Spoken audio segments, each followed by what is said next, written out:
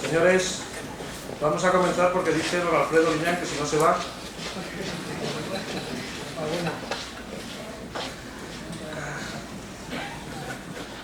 Es la primera vez que hago lo de las escaleras. Me ha dicho Piti antes de entrar cómo se hace esto de acompañar a las señoras en las escaleras. Yo no sé si es que en mi pueblo, allí en Baracaldo, no tenemos escaleras, o no tenemos señoras, o no tenemos caballeros, o no tenemos de nada. Pero ha sido un placer darle la mano a Piti y acompañarla hasta este estrado. En Baracaldo es que hay muchas fábricas y se forjan los futbolistas que luego pasan a los mejores equipos del fútbol español. Pero en cosas de educación, yo creo que las cosas están mejor en Neguri, en la otra orilla, ¿no? Yo creo que es el sitio donde hay gente más refinada y que sabe más de estas cosas. Por eso, precisamente, para nosotros, para los de Baracaldo, lo digo por mí, evidentemente, esto es especialmente interesante porque vengo a aprender mucho. Así que, Piti, espero que después de esta charla, cuando lleguen las Navidades, nadie descubra que soy de Baracaldo. Bueno, pues os traigo unas líneas sobre Piti. Yo creo que estamos en familia, todos somos amigos y conocidos, y por lo tanto, lo que os voy a decir, yo creo que lo sabéis de una u otra manera. Piti Alcón Pasalodos es funcionaria de carrera de la Administración del Estado, ha desempeñado la jefatura de la Secretaría Particular, ha sido responsable de protocolo de la Delegación del Gobierno en Extremadura, es técnico especialista superior en protocolo por la Escuela Internacional de Protocolo y Relaciones Institucionales de Madrid, es experto universitario en protocolo por la Universidad Miguel Hernández de Elche, es titulada superior universitaria en protocolo por la Universidad Miguel Hernández, con calificación cum laude por el proyecto fin de carrera, ha desempeñado el cargo de coordinadora de imagen de la Junta de Extremadura, desempeñó el cargo de jefa de gabinete técnico en la Delegación del Gobierno de Extremadura, ha desempeñado también la jefatura adjunta de protocolo de la Junta de Extremadura, ha organizado visitas a la Casa Real, jefes de Estado, presidentes de Gobierno, cumbres de ministros, premios europeos de Yuste, Día de Extremadura, está en posesión de diversos diplomas, ha impartido cursos de protocolo, ha ofrecido numerosas conferencias sobre protocolo ceremonial y etiqueta y ha recibido innumerables felicitaciones de distintos organismos. Espero que disfruten con la charla, con la conferencia de Piti Alcón. Muchas gracias por venir y apaguen los móviles.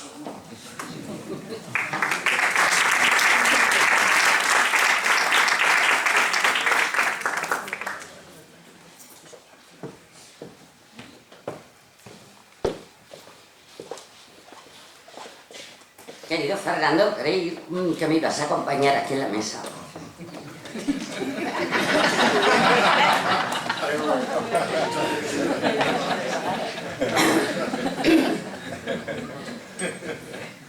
Más que nada porque los asientos de la económica son un poco estrechos.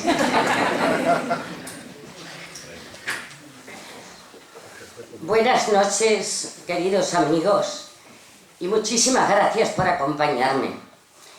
Muchas gracias también a la Real Sociedad Económica Amigos del País, que una vez más se acuerda de mí para estar en este foro tan importante de nuestra ciudad, que trabaja muchísimo con el único fin de proporcionarnos conocimiento.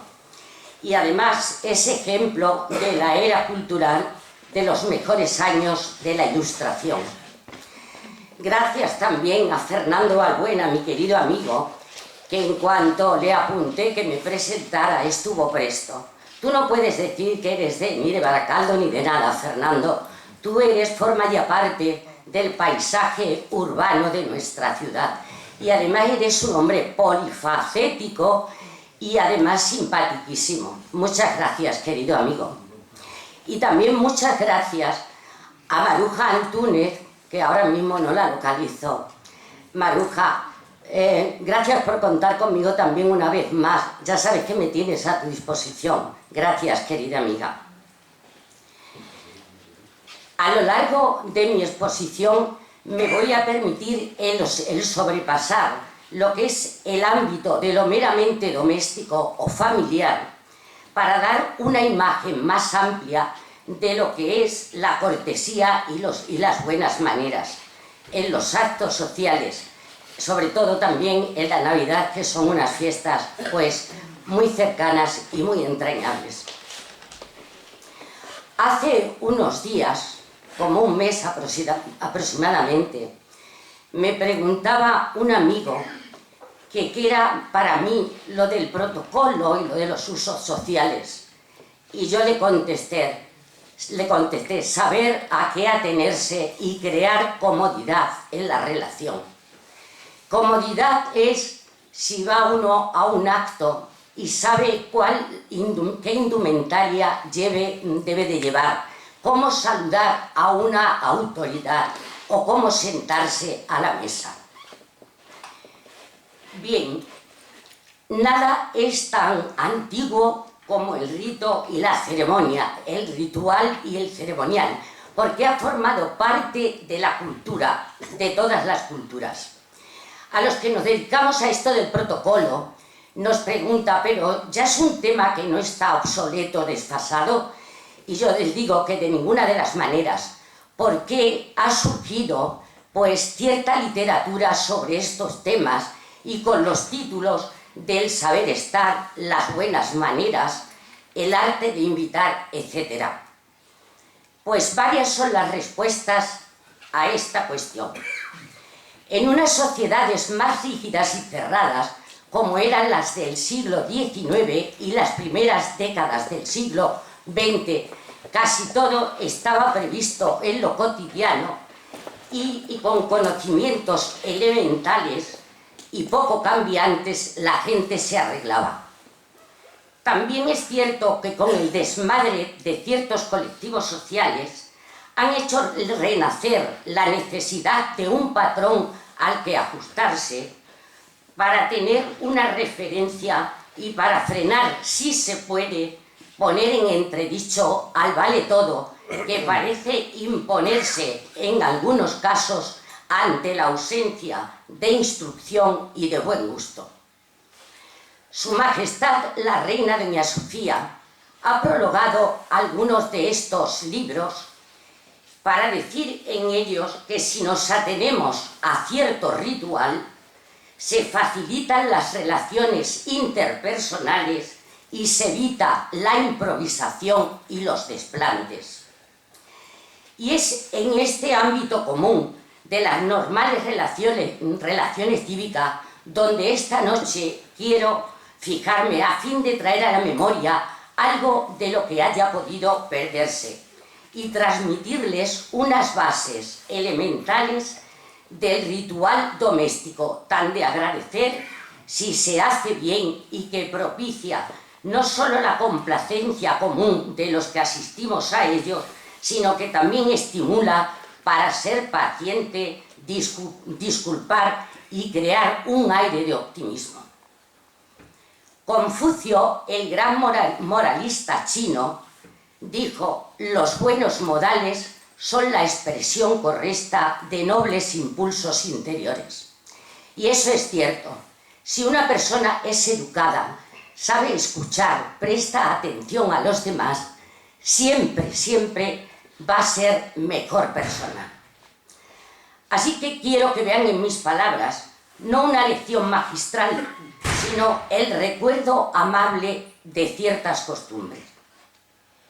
Pues bien, de todas las ocasiones posibles que encontramos en el calendario, como son las vacaciones, las ferias y fiestas, la Semana Santa, cumpleaños e incluso los carnavales, ninguna es tan rica y tan variada de escenario como es la Navidad, tan iluminada y enriquecida de entornos cromáticos y despertadora de innumerables sentimientos. Así que paso ahora a relatar una serie de orientaciones del buen hacer dentro de los acuerdos aceptados por quienes por profesión y también por placer a ello nos dedicamos, y con el fin de contribuir a que puedan salir de dudas y enriquecerse. Ese es mi propósito. En el entorno del solsticio de invierno, se comienza un nuevo ciclo de luz y vida que culmina con la llegada de la primavera. La matanza reciente del cerdo es también la recolección otoñal. Las despensas llenas propiciaban esas largas charlas junto al fuego o alrededor de una mesa camilla. Se contaban historias de los antepasados y se preparaban comidas copiosas para conmemorar el nacimiento de Jesús y el Año Nuevo. La casa se limpia a fondo, se adorna con bolas de Navidad, con cintas, con velas, con muérdago, con acebo, y creíamos que así pues íbamos a ir a una vida mejor. Charles Dickens, en sus cuentos de Navidad, expresó el espíritu navideño que todos asociamos a una fiesta que desde el siglo IV es una de las celebraciones religiosas más importantes para el mundo cristiano. Podríamos decir que en esos días tenemos el espíritu y se recoge el espíritu de tribu, porque la forman los abuelos, los padres, los hijos, los nietos e incluso algunos familiares venidos de fuera y también algunos amigos íntimos. Son importantes también porque es el momento de tomar contacto con personas de nuestro pequeño mundo familiar, social y laboral. Hoy en día se ha perdido muchísimo el carácter religioso y se va impregnando del carácter laicista identificado por el consumo. Es una pena que se pierdan costumbres como Nochebuena, el Día del Niño, Reyes, y vengan tradiciones incluso que son importadas de otros países, como es el árbol de Navidad o Papá Noel. Sobre primeros o mediados de diciembre empezamos a decorar la casa. Se monta el nacimiento o Belén y en algunos casos, con todo el respeto, pues también se pone el árbol de Navidad. Es el momento también de enviar felicitaciones a familiares y amigos. Los niños escriben sus cartas a los Reyes Magos, se cantan villancicos y todavía, ya no en muchos lugares, pero se pedía por las casas el aguinaldo. Llegado el día de Navidad, en las primeras personas que debemos de pensar es el anfitrión o los anfitriones, porque es la persona que invita a su casa y a su mesa.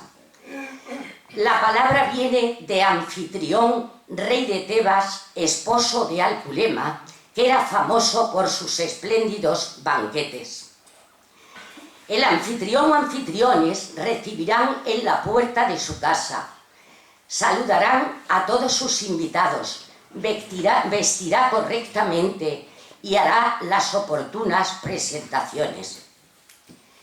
Si todos se conocen a ser una fiesta familiar, eso está muy bien, pero a lo mejor pues vienen tíos o primos, unos familiares que estén fuera, que haga mucho tiempo que no vemos, y sobre todo también algunos amigos íntimos. Finalizada la velada, los anfitriones deben de despedir a todos los invitados por igual, y también todos los invitados no se pueden marchar, ninguno de ellos, sin despedirse de los anfitriones. La casa debe estar limpia, un lugar donde recoger los abrigos, un paragüeros por si es un día lluvioso, y el aseo debe estar muy bien equipado, como es el papel higiénico, toallas, peine, jabón e incluso también si queremos un frasco de agua de colonia. Las invitaciones se deben, como normalmente son familiares, pues nos vemos con cierta frecuencia, pero si son amigos o familiares que vivan en otros lugares, lo debemos hacer con antelación. se debe de decir a qué hora deben de estar en casa. En los temas familiares, efectivamente, pueden estar en casa, pues a lo mejor porque alguno de ellos o alguna de las hijas o de las nueras tiene que echar una mano, pero si no, se debe de decir a la hora en punto y no deben de estar antes de 10 o 15 minutos, porque a lo mejor si nos presentamos antes, los preparativos no los han terminado. Y cuando se dice que hay que ser puntual, obliga tanto a los anfitriones como a los invitados. Se suelen, como he dicho, dar 10 o 15 minutos de antelación. La puntualidad es signo de buena educación. Decía el rey Luis XVIII de Francia que es la cortesía de los reyes. Si se trata de un almuerzo o cena familiar, pues muy bien pueden llegar un poco más tarde y se sientan a la mesa y van a empezar a tomar ese aperitivo si está sobre la mesa, o si no, si es un acto social, pues si llegan más tarde empezarán a servirle por el plato que vayan el resto de comensales. Nunca el anfitrión debe de demostrar cansancio, ni aburrimiento, ni mirar el reloj. Y hay que tener también muchísimo cuidado si tenemos algún invitado extranjero, porque que no se encuentre desangelado en ningún momento, sobre todo si no habla nuestro idioma. Y procuraremos siempre, si hay alguno de los invitados que lo habla, sentarle junto a él para que no se encuentre demasiado solo. ¿Qué es lo bueno antes de sentarse a la mesa? Pues yo siempre digo que lo mejor es organizar un aperitivo, porque el aperitivo permite la llegada de los invitados, facilita la presentación y el conocimiento entre sí, se inicia la conversación y además se anima a los jugos gástricos para la hora de sentarse al comedor. Debemos de procurar también que sean aperitivos que se puedan coger con los dedos.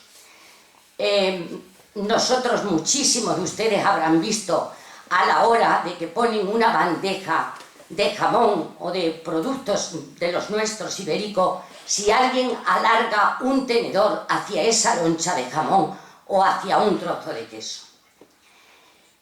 El aperitivo se suele acompañar con jerez, con vino, con refrescos, con cerveza, y su duración no debe ser más de 20 o 30 minutos. En las bodas sabemos que se alargan muchísimo y también, vamos a ver, es una educación porque hay que pensar que hay niños, que hay personas mayores, que las mujeres sufrimos muchísimo con el tema del tacón de aguja. Pero bueno, se dice y luego no se cumple. Pues una boda se puede ir a 1 hora. Porque yo recuerdo en un pueblo que estuve en una boda y el aperitivo, nos sentamos a la mesa a las 2:30 de la madrugada. Bien, ya es hora de sentarse a la mesa. Cada época pues ha tenido sus reglas, sus ceremoniales. Alrededor de la mesa se produce una serie de comportamientos porque también es la cultura de un pueblo. Las cenas de Nochebuena y de Nochevieja y los almuerzos de Día del Niño, de Año Nuevo, de Reyes, se celebran generalmente en casa y sería una pena perder esta tradición tan familiar. Como ya tendremos la relación de invitados, se prepara el comedor porque en algunos casos, si son muchos y no tenemos capacidad suficiente, hay que poner alguna mesa auxiliar. Al sentarse a la mesa, al ser una reunión familiar, el protocolo no se regirá por la situación social de cada uno de los asistentes, sino por edad y parentesco. Los miembros de más edad tendrán preferencia sobre los más jóvenes y las nueras y los yernos sobre los hijos. Los niños debemos de procurar sentarles al lado de sus padres.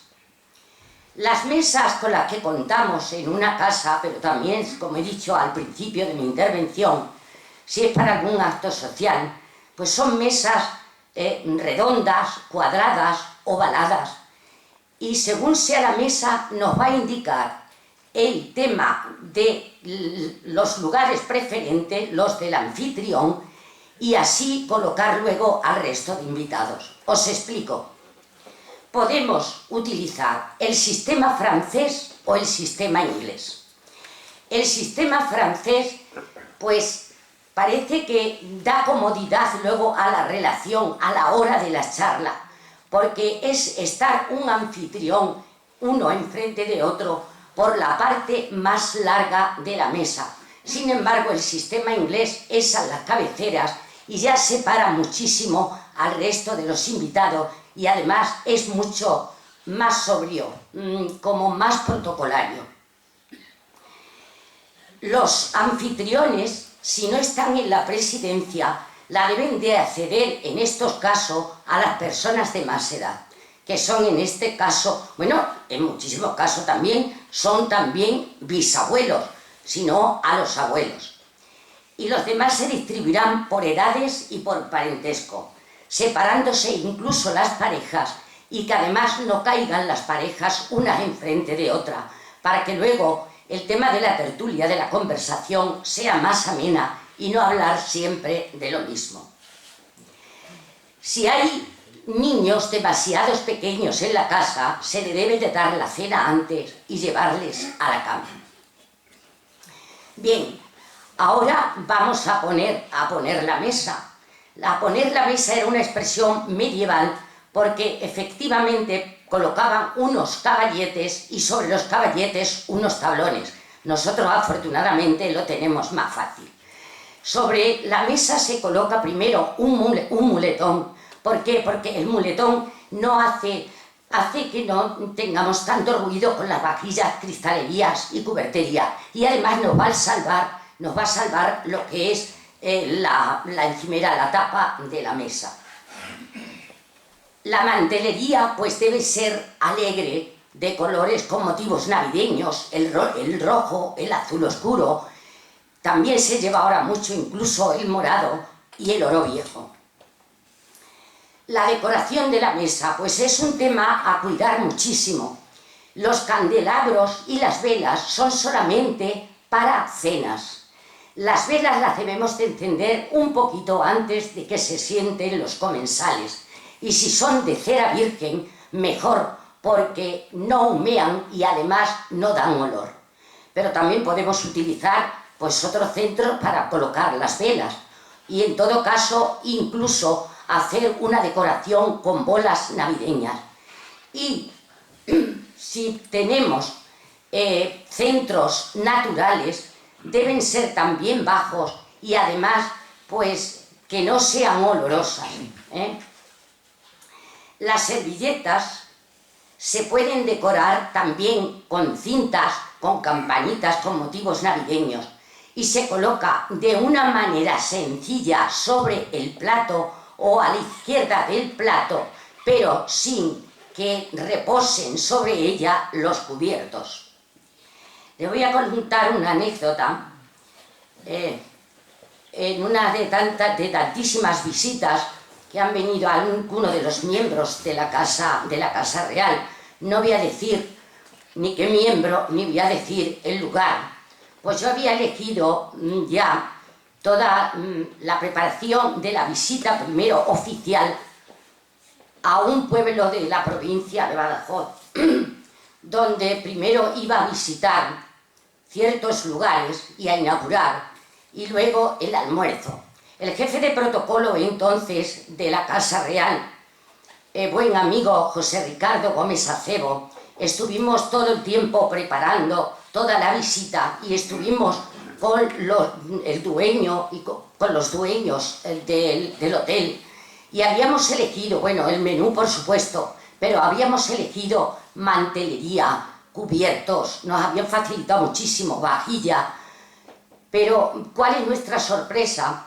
Que cuando vamos a entrar en el comedor, el jefe de protocolo de la Casa Real y yo, me recordó totalmente pues una caseta de feria con los farolillos. Claro, en todo no se puede estar. Primero porque estaban colocadas en forma de abanico sobre las copas Y además también se dice pues que se manosean mucho, con lo cual las servilletas de una manera sencilla. Al sentarnos a la mesa se desdobla y se pone sobre las piernas y se utiliza para cuando vamos a beber y también cuando dejamos de beber y si se nos ha caído, bueno, pues algo de comida, pero al terminar la cena o el almuerzo se queda sobre la mesa sin doblar. La servilleta al terminar no se dobla.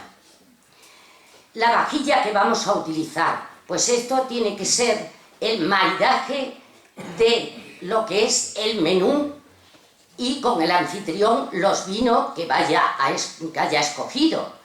Entonces normalmente se pone un bajo plato que no se quita hasta que no termina toda la comida y sobre ella el plato llano, el plato hondo o bien la taza, el plato para el consomé, las cremas, las sopas, etc. Los cubiertos, pues siempre según el menú, pero tenemos que colocarlos desde fuera hacia adentro, pues lo que es la cuchara, lo que es la pala y luego el cuchillo de cortar con la hoja que corta siempre hacia adentro. Y del otro lado pues tendremos la pala del pescado y tendremos también, el tenedor de pescado y el tenedor de carne. El tenedor de pescado es de 3 puntas y el de carne de 4, pero también es cierto que algunas cuberterías no lo traen. Y los cubiertos de postre, pues los cubiertos de postre se colocan también de la manera que los vayamos a coger y entre la cristalería y los platos. La cristalería también es de derecha hacia la izquierda. El vaso de vino blanco, el del vino tinto, el agua y la copa de champán, un poquito, si queremos, detrás desviada. El plato de pan se coloca siempre a la izquierda del comensal, que es el que debemos de coger. Esto lo preguntan con cierta frecuencia, no crean que no. El plato del pan siempre a la izquierda. Y si podemos poner una blonda sobre él, nos quedará más vestido. Ya he dicho que el menú, pues la habrá elegido la dueña de la casa, y cada región y cada casa es cierto que tiene su costumbre, pero el orden siempre es el mismo. Si el aperitivo no se ha servido antes, se coloca sobre el centro de la mesa de comedor. Con los productos nuestros, jamón, queso, lomo y alguna otra cosa que queramos sorprender a los invitados. El primer plato consiste siempre en sopas, en cremas, en consomé. El segundo plato en mariscos ahumados y pescados al horno.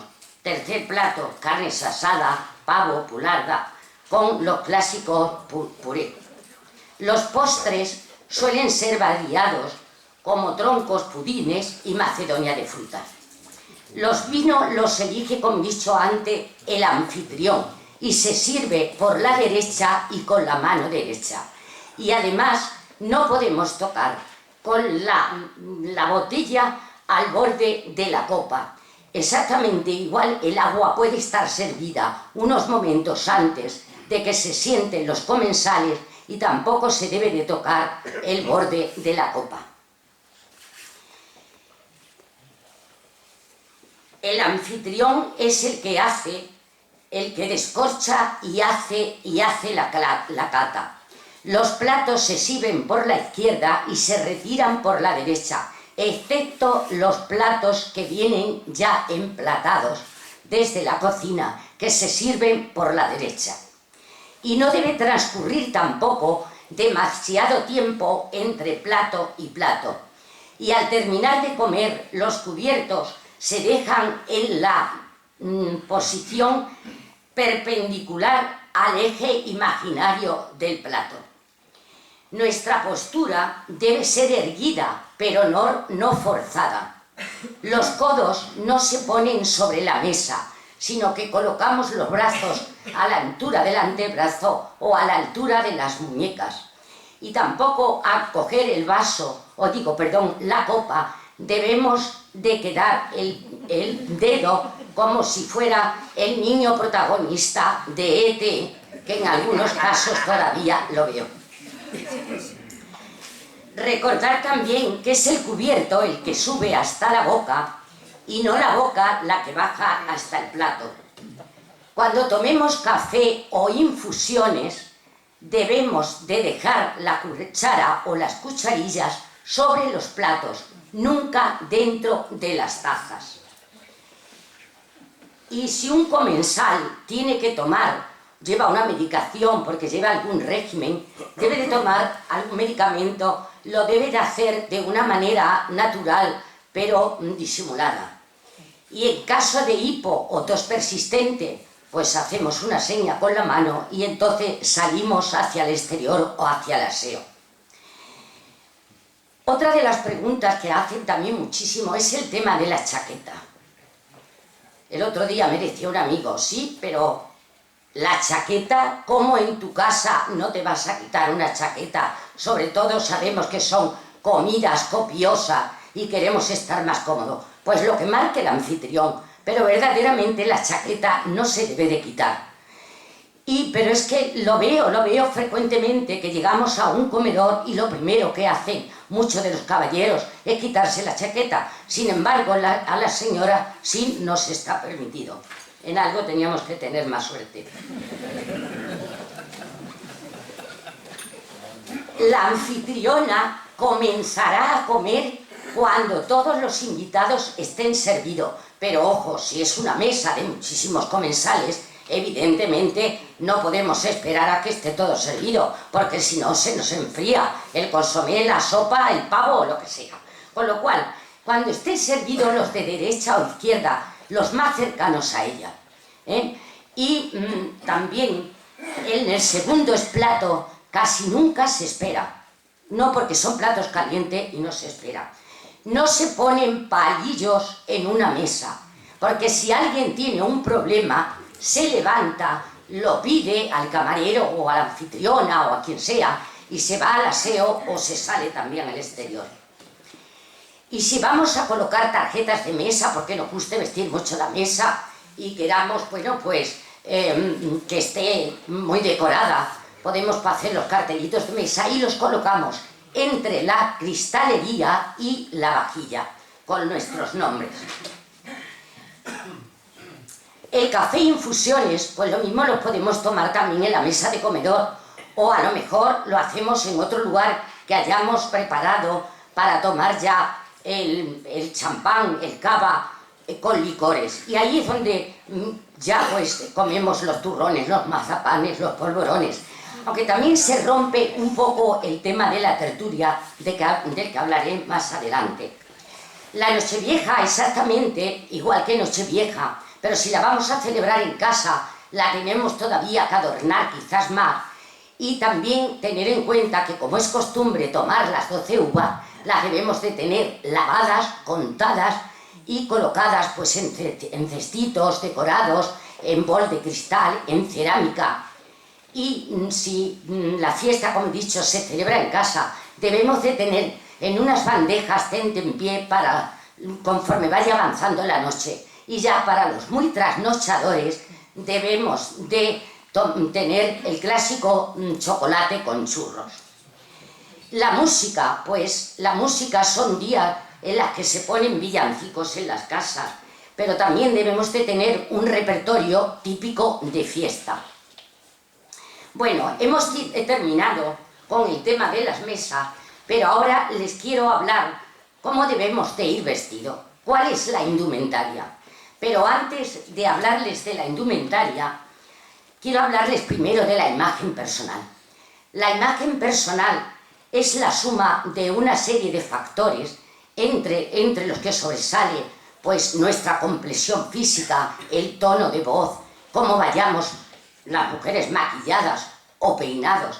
O sea, que eso es por citar solamente algunos. Su importancia es porque se debe al carácter de del primer mensaje de la comunicación interpersonal. Los primeros 5 minutos son claves para hacernos una idea de lo que es esa persona, a través del cual, querámoslo o no, proyectamos nuestra manera de ser. Pero también es cierto que a veces, tras una imagen perfecta, o una chaqueta perfecta, o unos zapatos muy limpios, puede ser que se esconda un rufián o un impostor. En nuestro sistema de comunicación existen prioridades. Primero somos vistos, después somos oídos y por último somos comprendidos, aunque esto no siempre suceda. El atractivo personal no consiste en responder a unos cánones de belleza establecidos, sino la imagen que demos a los demás, la naturalidad, la educación, el respeto a los demás, escucharles y prestarles atención y sobre todo desenvolverse en la vida social con seguridad y dominio de la situación. Por tanto, nuestra indumentaria, ¿cómo debe de ser? Pues debe ser con arreglo a nuestros gustos. La imagen, como he dicho, que consintamos o procuramos dar a los demás. La persona que sabe quién es, sabrá siempre cómo vestirse. James Laver, un escritor inglés que hablaba sobre la historia del traje, decía: es nuestro espíritu el que vestimos, no nuestro cuerpo. Con lo cual la indumentaria debe ser cómoda, pero según la ocasión. El hombre, pues traje corbata o de sport, cuidar muchísimo los complementos, la mujer o traje de etiqueta, la mujer también traje largo, traje corto, traje de cóctel, y también cuidado con el maquillaje, con el tema de la joyería o de la bisutería, porque tampoco nos podemos cargar demasiado que parezcamos un árbol de Navidad, con lo cual los complemento a veces los justos. Ojo también con el perfume, que no sea demasiado fuerte. Es mejor un perfume suave, porque bien puede cambiar el olfato de un buen menú. Aunque no es el caso, les voy a hablar del tema de la etiqueta, porque si vamos a algún acto social, bien está que sepamos cómo vestir el caballero y cómo tiene que ir la señora. Además, esto nos lo marca, como es lógico, la invitación, cuando vamos a algún sitio especial. Es el frac, el de llamado corbata blanca, es el de máxima etiqueta y está reservado para la tarde-noche.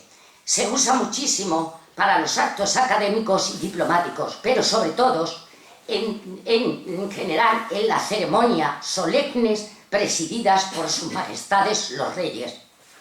Las señoras, en ese caso, siempre traje largo. El smoking, o llamado corbata negra, es el traje más utilizado por las noches. Es un poco el comodín de la etiqueta y se puede lucir en muchas ocasiones, pero nunca antes de las 7 de la tarde. Las señoras también deben de ir con traje largo o incluso con un traje de cóctel, pero por supuesto que vaya por debajo de la rodilla, como a media pierna. Y el chaqué es la prenda de ceremonia más ceremoniosa, pero para el día. Y se usa desde las 12 horas aproximadamente hasta las 7 de la tarde. Claro, también pueden preguntar, pero en una boda, pues claro, está bien. Una boda, a lo mejor la ceremonia civil o religiosa ha sido a las 6 o las 7 de la tarde. Evidentemente no se va a ir a cambiar a casa, sino que permanece. Bien, como he dicho antes, sobre todo lo que tenemos que ir es cómodo, ¿no? Les voy a citar algo de lo que escribió Marcel Proust. Dice: se podría hablar del silencio de la ropa, del maravilloso silencio del vestido, del momento en que el cuerpo y el vestido son uno solo, cuando uno olvida completamente lo que lleva, cuando el vestido ya no habla y te sientes tan cómodo como desnudo. Se pregunta el propio autor: ¿no será la elegancia el olvido total de lo que llevamos puesto? Si he dicho antes que la imagen personal y la indumentaria son importantísimos porque proyectan nuestra forma de ser, de toda forma la más importante es la que se apoya en la palabra. Le dijo Sócrates a un joven que le acababan de presentar: habla para que yo te vea. Por tanto, en una mesa, ¿qué conversación eficaz, como yo le llamo, o qué tertulia? Pues no debemos de monopolizar la conversación, tratar temas de los que todo el mundo conozca para que puedan participar. En la mesa no se debe hablar de política, ni de religión, ni de enfermedades, e incluso ni de deportes. Si alguien se incorpora tarde a la mesa, hay que ponerle al tanto de lo que estamos hablando. No se pregunta la edad de las personas y tampoco se pregunta sobre los sueldos o tu categoría social. Hay que aludir con frecuencia al nombre de las personas que están en esa tertulia. Y ojo, en un momento determinado podemos contar una anécdota, puede ser ocurrente, y también podemos contar un chiste. Pero ojo, digo ojo, porque un chistoso o una chistosa puede reventar una buena tertulia. En un artículo de José María Romera de hace unos años, que él titula El gozo de conversar, dice lo siguiente: las buenas conversaciones buscan ante todo el placer compartido, no la victoria dialéctica ni el lucimiento ingenioso. También dice más adelante, suele creerse que una conversación fructífera solo puede darse entre afines en cultura, profesión, gustos o intereses. Es un error. La mejor conversación es la que congrega diferencias. Sobre todo, ya no digamos, si estamos en esas tertulias, en esas conversaciones, y a alguien le gusta cotillear, hablar mal de los demás. Está muy feo porque eso denota mala educación y que no es buena persona. ¿Por qué? Porque la persona de la que vamos a hablar, si es que cotilleamos, no está delante para defenderse. Con lo cual, les voy a contar algo. Una vez que el gran filósofo Sócrates se encontró con un conocido. El conocido le dijo a Sócrates, ¿sabes lo que escuché acerca de tu amigo? Espera un minuto, replicó Sócrates. Antes de decirme nada, quisiera que pasaras un pequeño examen. Yo le llamo el examen del triple filtro. ¿Triple filtro?, preguntó el otro. Correcto, dijo Sócrates. Antes de que me hables sobre mi amigo, puede ser una buena idea filtrar 3 veces lo que vas a decir. Es por eso que yo le llamo el examen del triple filtro. El primero es la verdad. ¿Estás absolutamente seguro que lo que vas a decir es cierto? No, dijo el hombre. Realmente solo escuché sobre eso y... Bien, dijo Sócrates, entonces no sabes si es cierto o no. El segundo es la bondad. ¿Es algo bueno lo que vas a decirme de mi amigo? No, por el contrario. Entonces, deseas decirme algo malo de él, pero no estás seguro de que sea cierto. Pero aún podría querer escucharlo porque queda un filtro, el de la utilidad. ¿Me servirá de algo saber lo que vas a decirme de mi amigo? No, la verdad que no. Bien, concluyó Sócrates, si lo que deseas decirme no es cierto, ni bueno, ni incluso no me es útil, ¿para qué querría yo saberlo? Además, casi todo lo que sabemos del prójimo es de segunda mano. Bueno, vamos a ver cómo hacemos las presentaciones. Pues las presentaciones se hacen de una manera simpática y afectiva. Que nosotros cuando presentemos oigamos muy bien cuál es el nombre de la persona en un momento determinado, o no lo hemos oído bien, o no nos hemos quedado con él. Entonces, con toda simpatía podemos decir, perdone, ¿me puedes repetir tu nombre? A una mujer, a tu mujer o a tu marido, pues normalmente se dice por el nombre, o es mi marido o mi mujer o mi compañero.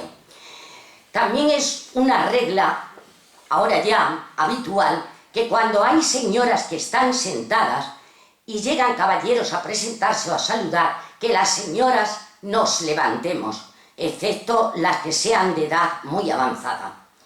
A un niño, a un joven, se le presenta por el nombre de pila y nunca utilizar el demostrativo este, ese o aquel, porque denota desprecio.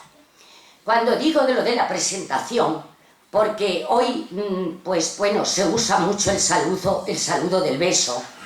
El apretón de mano debe ser firme, no esa mano lánguida y esos dedos flácidos, porque se debe además de hacer el apretón para encontrar el contacto con la otra persona, tener una sonrisa y mirarle a los ojos. Cuando se besa la mano a una señora casada y el lugar es cerrado, la verdad es que no se utiliza cada vez menos. Es la señora la que debe de levantar un poco la mano para que el caballero no incline excesivamente la cabeza. Pero los labios nunca llegan a tocar la piel, nunca la mano. En algunos países produce asco, por ejemplo en Japón. Bien, si una persona no ha sido presentada, entonces puede hacer la autopresentación de una manera natural. Soy fulanito, menganito de tal. De acuerdo, llegado ya el momento de la Navidad y de otras muchas conmemoraciones, tenemos que hablar del tema de los regalos, porque es muy importante. El regalo hay que saber obsequiarlos y recibirlos, esta es la norma. La verdad es que existen muchísimas posibilidades, pero con arreglo a nuestro gusto y a nuestro bolsillo. No podemos excedernos si nuestro bolsillo no nos lo permite. ¿Qué es lo que se suelen regalar? Pues libros, pañuelos de cuello, echarpes, perfumes, bisutería, joya, corbatas. Pero si sabemos sobre todo cuáles son pues esos hobbies, esas aficiones de la persona, regalar mejor. Si es amante de la naturaleza, si le gusta la música, si le gusta la pintura o es aventurero. No se deben regalar animales, porque los animales necesitan cuidados y si lo vamos a hacer hay que hablar primero por teléfono con la persona o las personas que vayamos a regalar. Cuando se regala a una persona mayor, también debemos de tener cuidado si sigue algún régimen, porque a lo mejor ella no puede degustar unos bombones o unos pasteles de lo que le vayamos a regalar. Si el destinatario es supersticioso, no debe de regalar pañuelos de mano porque presagian lágrimas, y tampoco objetos cortantes, como son navajas, abrecartas, tijeras, porque presagian ruptura de relaciones. En una de las tantas ferias de muestra que ha existido con alguno de los dos presidentes con los que he estado, en la feria de muestra a la salida había dos azafatas e iban regalando navajas. Me fijé por curiosidad y la verdad que había personas que la cogían, pero otras personas que la rechazaban, con lo cual hay más personas supersticiosas de lo que nosotros creemos. Si la persona que nosotros vamos a regalar está delante, debe inmediatamente abrir el regalo y agradecer. Si es un regalo que tenemos que mandar por correo o alguien que lo lleve a casa, debemos también de preparar muy bien el envoltorio y no olvidarnos de meter la tarjeta o tarjetón dentro. Y en cuanto lo abrimos, hay que levantar el teléfono y agradecer inmediatamente. A mí me ha pasado que en alguna ocasión, al hacer algún obsequio, he tenido, para vergüenza mía, tener que coger el teléfono y decir: disculpa, ¿te ha llegado el regalo? Bien, si regalamos a una persona extranjera, no nos extrañe tampoco de que a lo mejor no lo abra, porque a lo mejor en su país no es costumbre, con lo cual no lo debemos de tomar a mano. Y paso ahora a un tema tan llevado y tan traído como es el tabaco. Pues el tabaco es la tolerancia mutua, la que rija entre los fumadores y los no fumadores. Al terminar el almuerzo o la cena, el anfitrión es el que da los cigarrillos, ofrece el cigarrillo o el puro. Y debemos, si los encendemos con cerilla, debemos de soplarlo suavemente, pero nunca sacudirla. Y cuando terminemos, debemos que esté bien apagado sobre el cenicero. Los ceniceros hay que cambiarlos también con frecuencia. Y sobre todo, respetar los lugares donde esté prohibido.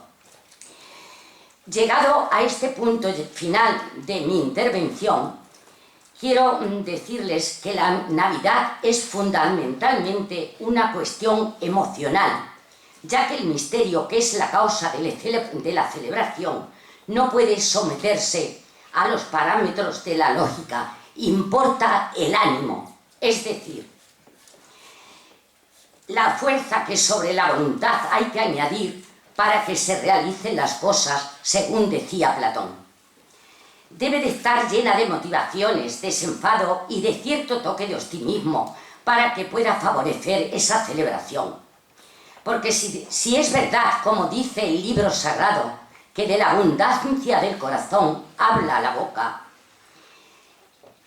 no hay duda de que se contribuirá mejor a una convivencia placentera si nos aligeramos de cargas y de pesadumbres por esos días, para ayudar a que el ambiente esté cargado de radiaciones positivas.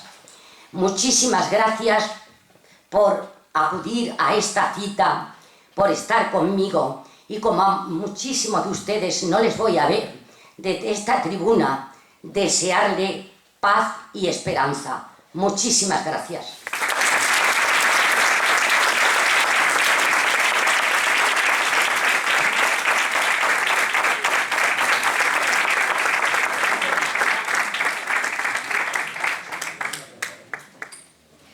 Si alguno quiere hacer alguna pregunta. Yo desde luego he pasado un hambre tremendo, ¿no?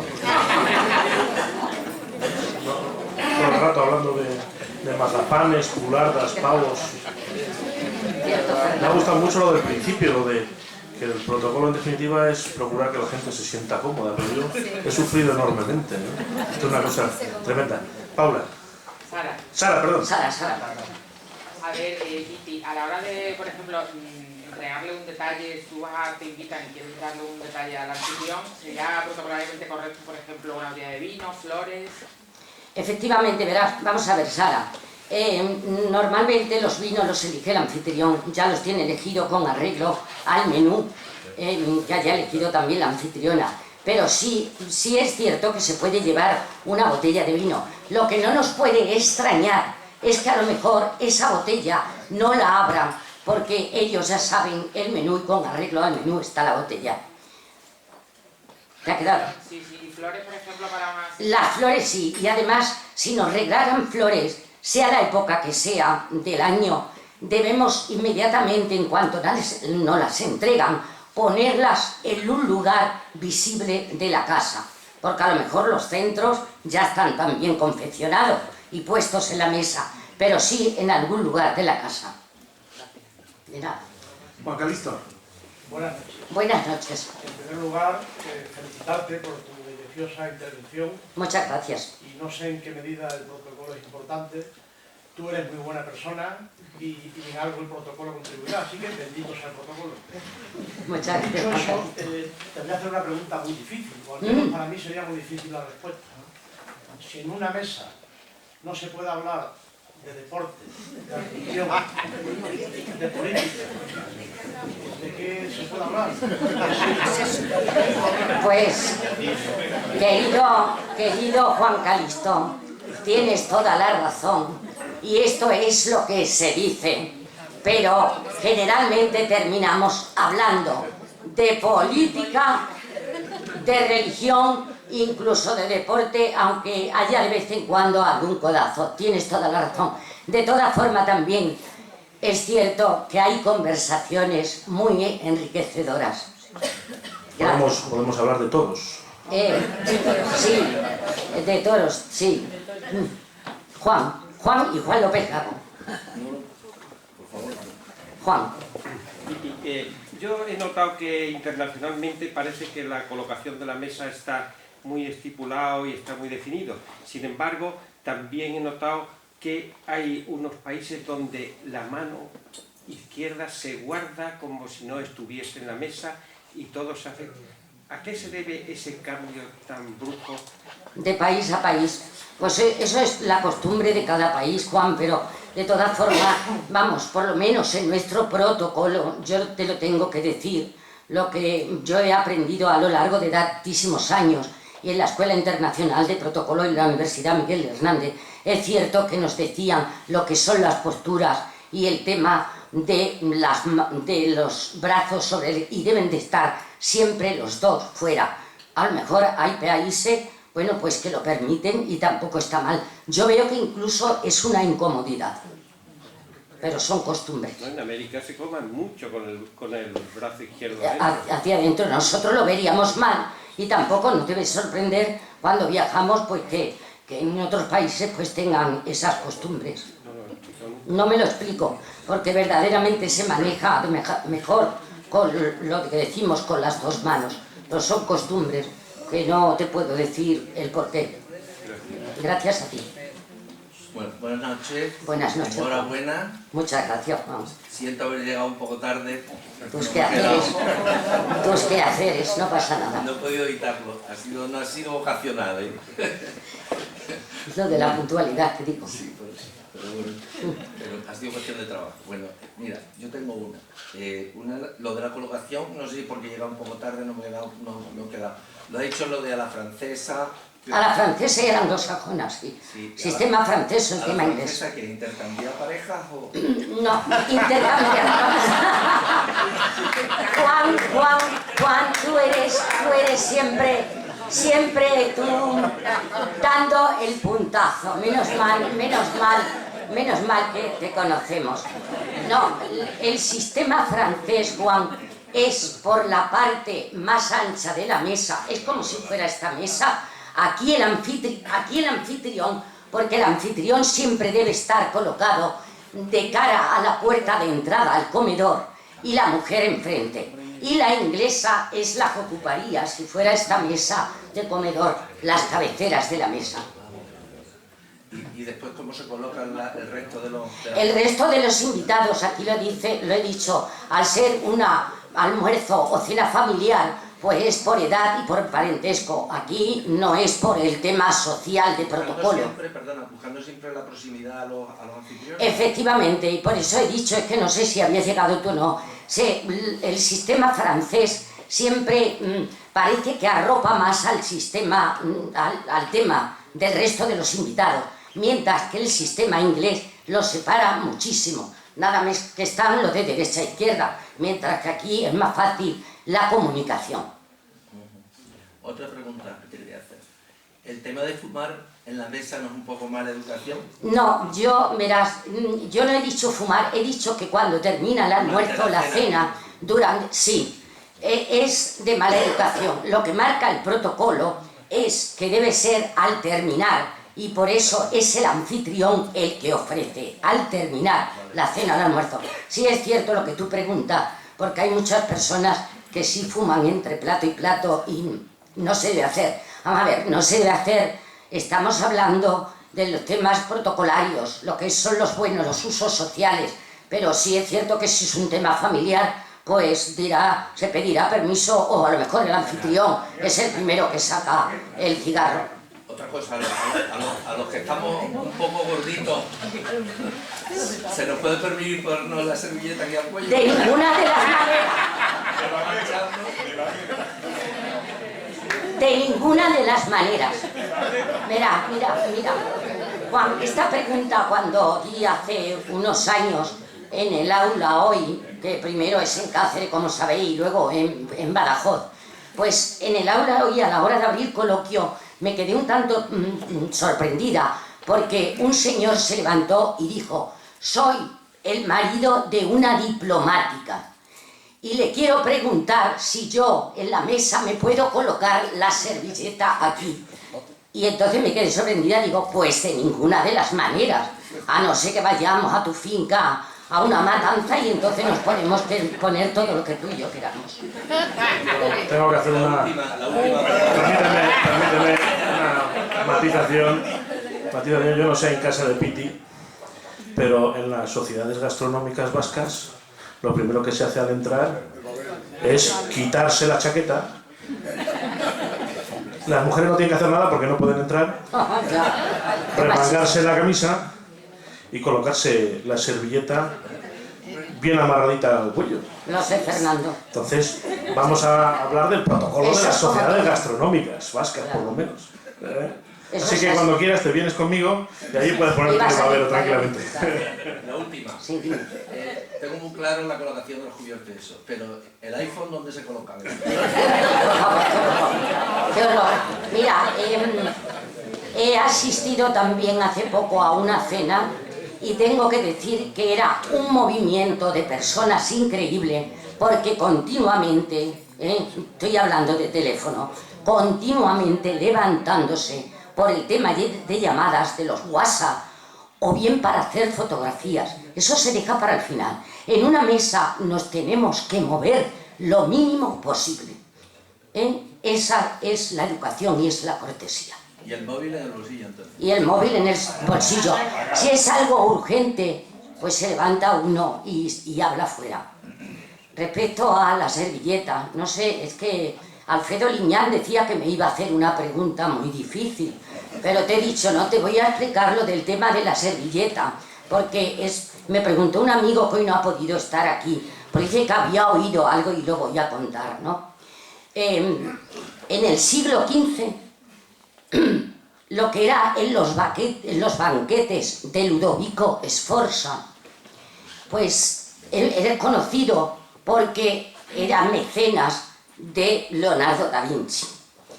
Y ahí vio Leonardo, él no estaba muy conforme con las costumbres de su señor, porque ataban conejos a las patas de la mesa y los adornaban con cintas.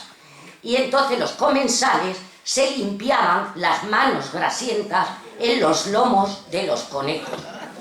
Entonces se le encendió la luz, como no podía ser de otra manera, a Leonardo y dijo, pues yo voy a sacar un paño de tela a ver si tengo suerte. Por lo visto al principio tuvo, la verdad que quedó muy frustrado y al final pues ya desde ahí, desde el siglo XV para adelante es cuando empezamos a usar la servilleta. Lo mismo que el tenedor, no se empezó a utilizar hasta el siglo XVII prácticamente. A ver, Germán. Buenas, de la intervención tan fabulosa que has tenido. Y hablando del tenedor, ¿el pollo al final cómo? ¿Con las manos o el tenedor? Vamos a ver, es que nosotros si estamos en un restaurante, pues evidentemente ahí ya tenemos la facilidad de que nos van a dejar todo muy cortadito y muy preparado. Eso es cierto. Y en casa, pues se parte con cuchillo y con tenedor. Pero es lo que estamos diciendo y lo que le decía yo también antes a Juan Monte de lo de la servilleta. Pues también según con quién estés y dónde estés. Pero normalmente el pollo es con cuchillo y tenedor, la carne casi toda. Escuché hace poco en una intervención en televisión que era de una educación comérselo con las manos. Según. Bueno, igual que también hace muchas preguntas sobre el tema de los espárragos, por ejemplo, es un tema difícil porque no todas las cuberterías pues te traen esas palitas para poderlo cortar, igual que los mariscos, pues se hace muy bien, muy bien, muy bien, o si no es preferible de no ser un almuerzo o una cena demasiado protocolaria, cogerlo con las manos y hacerlo así, porque si no lo que podemos es meter la pata y que salte. Saber, por favor, mi pregunta no está en cuestión protocolaria o de etiqueta, sino más bien gastronómica. Entonces no sé si usted en concreto o el señor Fernando Balbuena como buen gourmet me va a poder contestar. Me gustaría que especificara un poco en concreto la combinación de las comidas con los vinos. Blancos, tintos, por ejemplo, vino dulce, en fin, explicar un poco mejor la combinación, porque yo siempre, naturalmente que los pescados combinan más con los blancos y los tintos con la carne. Con la carne. Que me hablara un poquito más sobre el tema, o viendo Fernando bien usted. Sí, bien. No, quiero que le conteste tú, que por eso Bueno, sabes mucho de esto. yo, claro, mi respuesta no tiene nada que ver con el protocolo, sino con la emoción.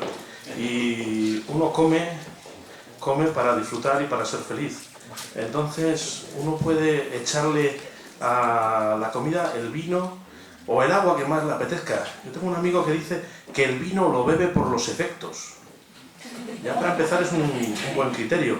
Y para continuar, ¿hay una comida más placentera que la que se disfruta bebiendo solo champán? Efectivamente. Cada uno lo que quiera. Un cava puede acompañar toda una cena o un almuerzo, es cierto. Champán. Bueno, ¿alguna pregunta más? Si me dejas, hay una anécdota que me ha venido a la cabeza, porque la frase más bonita que has dicho, yo creo que es esa que dice que hay que procurar que la gente se sienta cómoda en cualquier lugar, ¿no? Y yo creo que eso es el protocolo, y la educación en definitiva es eso, que los demás se sientan a gusto.